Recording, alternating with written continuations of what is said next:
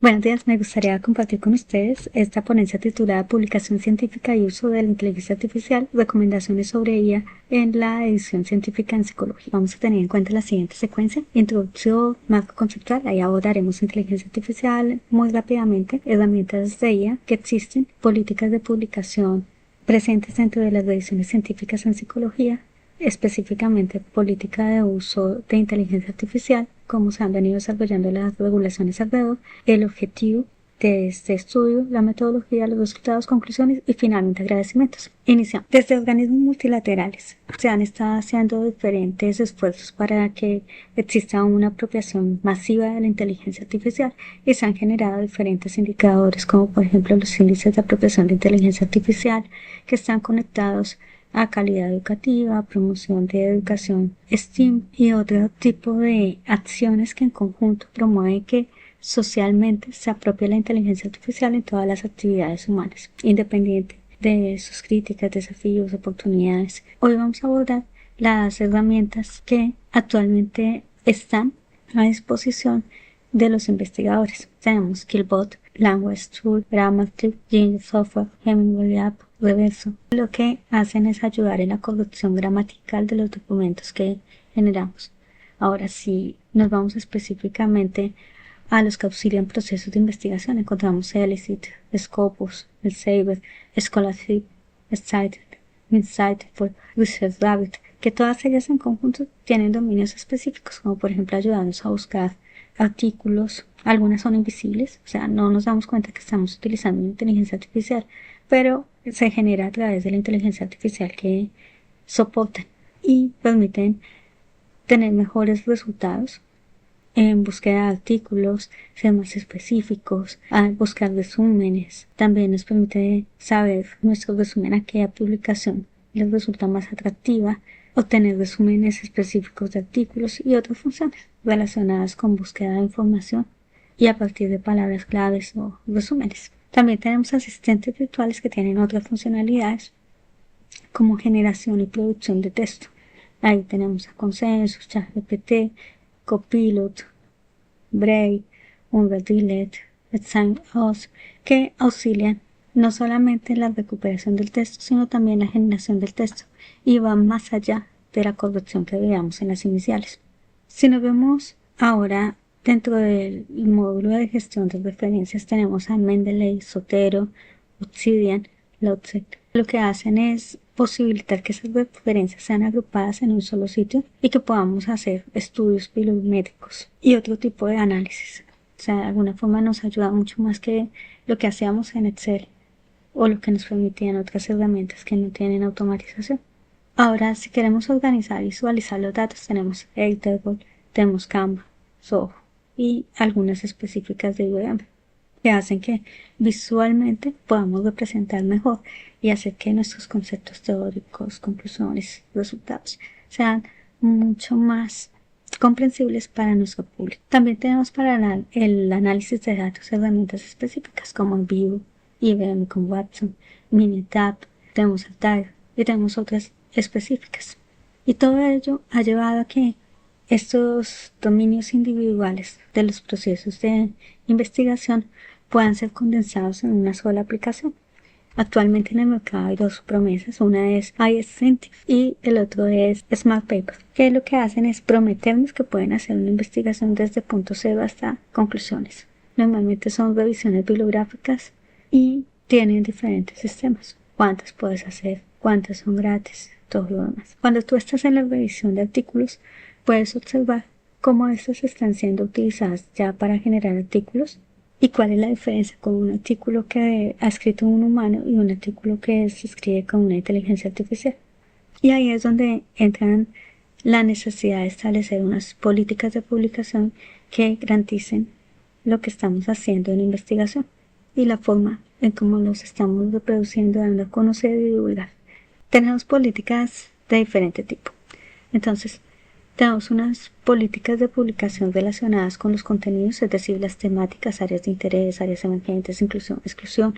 Tenemos tipos de estudios que están aceptados, empíricos, revisiones sistemáticas, metaanálisis, estudios de caso, ensayos teóricos, revisión narrativa o crítica, reportes metodológicos o instrumentales, reseñas, estudios de caso, todo eso está en la política de contenidos sobre si lo acepta o no la revista, los enfoques metodológicos, los abordajes. Y todo ello nos van a dar como una serie de parámetros que tenemos que tener en cuenta si queremos publicar en ese journal, en esa revista o en otro.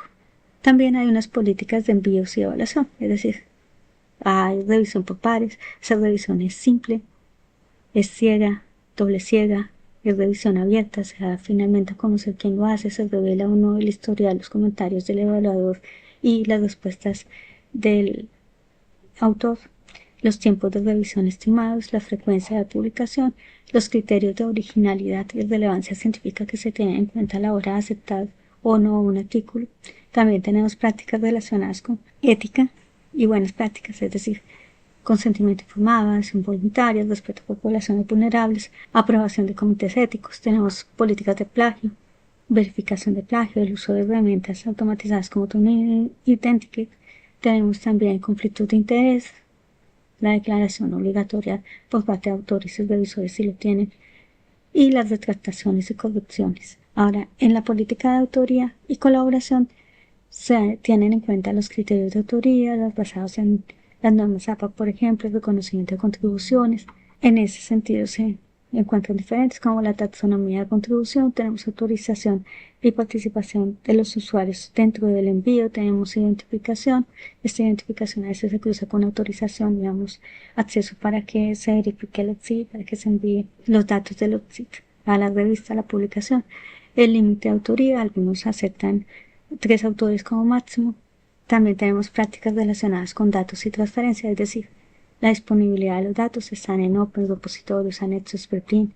Tenemos la reproductividad y preregistro, es decir, es el registro del estudiante, los protocolos, los datos, los anexos en plataformas como OS, FO, Clinical Trials, y tenemos también el Open Science y los incentivos a ciencia abierta.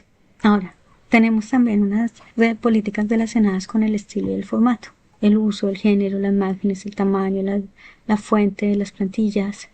Tenemos qué tipo de normas de citación, la redacción, el estilo, el uso del género. Tenemos los idiomas aceptados, las normas de extensión, cuántos caracteres, páginas, la estructura de presentación del artículo, cómo se deben presentar las tablas, las figuras, los anexos. Y finalmente, políticas que están relacionadas con el financiamiento. En cuanto a las políticas de financiación, debemos tener en cuenta 2 cosas: reconocimiento de financiación y los cargos que existen por la publicación. En cuanto al reconocimiento, tenemos lo que es el patrocinio de los financiadores, el número de convenio, el acta, los organismos intervinientes. De otro lado, frente al costo en sí de la publicación, tenemos diferentes alternativas. Una publicación sin costo, lo que llamamos vía diamante, publicación bajo cargo para el autor, donde hay unos costos relacionados con mantenimiento, cuota fija por artículo o una cuota variable de acuerdo al número de autores cada autor paga, o se pagan también unos costos adicionales por si existen unas imágenes de colores, si hay páginas adicionales, caracteres adicionales, entre otras.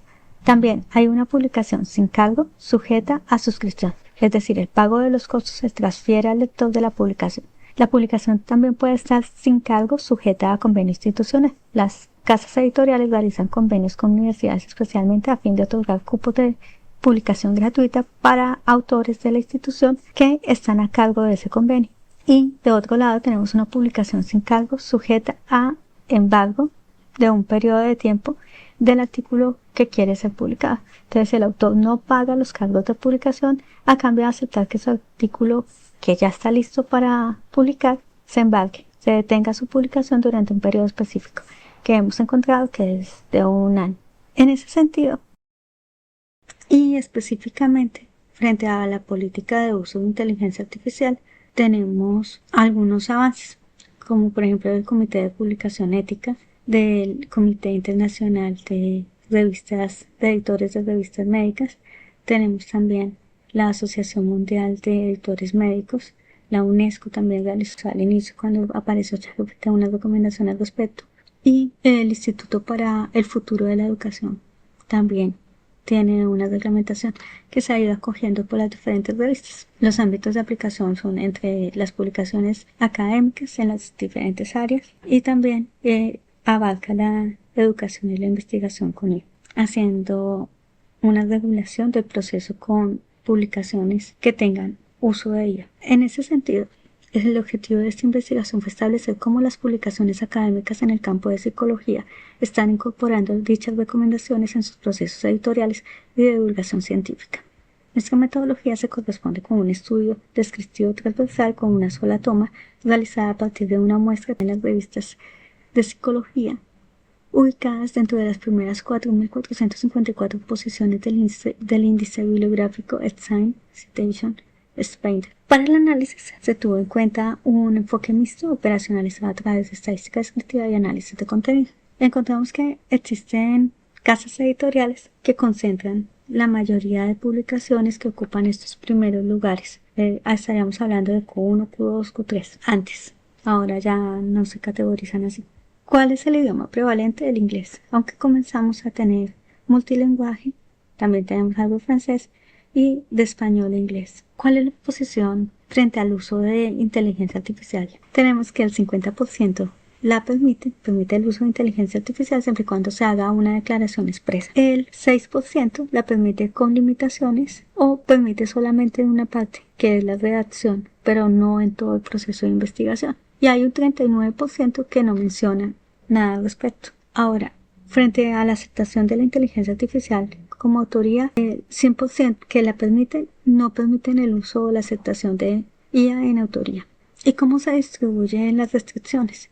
Entonces, en esta tabla observamos que la mayoría de restricciones no se mencionan, o sea, hay revistas que todavía no han desarrollado esto, no se pudo ubicar o no se encontraron, o sea, realmente no logré ubicar un apartado específico sobre política y las revistas no suelen tenerlo siempre en el mismo espacio porque es una información de la casa editorial y no de la revista. Entonces debes buscarlo en la información de la casa editorial, si tiene casa editorial. Pero en este caso no las encontré en el 39% de las publicaciones, no encontré mención alguna. Encontré que la mayoría mencionaba que se debería reconocer, la mayoría, es decir, el 28%, que se debería reconocer, ya fuese en agradecimientos o en el método, con el nombre, la versión, el cómo se utilizó y el motivo de uso. Y los demás, o sea, el 6% se repartieron en diferentes motivos, como por ejemplo no utilizarla para generar imágenes, utilizarla solamente en redacción, incluirlas dentro de referencias y reconocerla en la lista.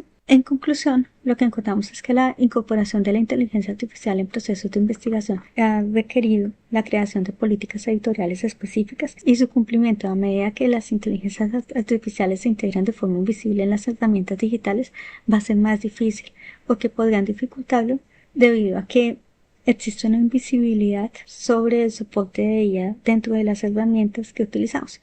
Por ejemplo, Zotero, Mendeley, Scopus, el Saber poseen inteligencia artificial y cuando nosotros hacemos recuperación de los textos que están en Scopus para construir los marcos teóricos, hemos utilizado inteligencia artificial invisible, pero la hemos utilizado y tal vez no la hemos declarado como uso de inteligencia artificial. La declaramos en la parte metodológica, normalmente en las fuentes, pero no como inteligencia artificial, porque no sabemos dónde está la inteligencia artificial y dónde no está la inteligencia artificial. Y por ende, el cumplimiento de las políticas sustentadas precisamente en la declaración de uso van a tener inconvenientes a medida que las inteligencias artificiales se comiencen a integrar y que no tengan trazabilidad y sean transparentes para las personas usuarias. También es importante establecer que cuando nosotros hablamos sobre la inteligencia artificial, hacemos críticas sobre la inteligencia artificial y posicionamientos sobre los límites del uso de inteligencia artificial e investigación, no se está negando en sí el valor del aporte de la inteligencia artificial, sino que al contrario se pide que se ubique en su justo lugar como una herramienta poderosa, pero no como un sujeto epistémico ni un agente ético. No puede ser responsable de los contenidos que se generan y no se puede construir sobre algo que no tengamos una responsabilidad, porque muchos de los resultados de nuestras investigaciones derivan aplicaciones prácticas y si no tenemos fiabilidad y validez de nuestros resultados, de nuestras conclusiones, entonces el aporte que haría la ciencia en su conjunto se vería debilitado y podría llevar a una desacreditación como la que está viviendo otros sectores que trabajan como información, como por ejemplo el periodismo. Y con esto cierro mi presentación. Muchísimas gracias por su atención. Hasta pronto.